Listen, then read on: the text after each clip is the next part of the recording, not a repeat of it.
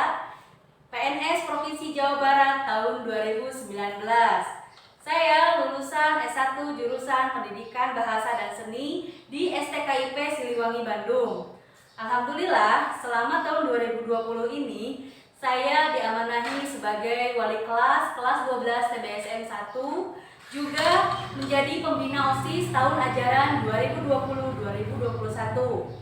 Selain itu, saya pun dipercayai menjadi bendahara pembantu bagian honorarium untuk PNS maupun non-PNS.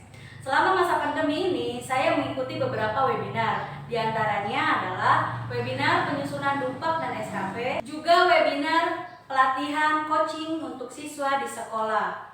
Adapun harapan saya di tahun 2021 nanti adalah semoga saya menjadi pribadi yang lebih baik lagi, kreatif dan inovatif, agar SMK Negeri 1 Banjarsari ini bisa melahirkan siswa dan siswi yang kreatif, inovatif, cerdas, amanah, juga bersemangat. Terima kasih, hatur nuhun. Wassalamualaikum warahmatullahi wabarakatuh. Jabar juara.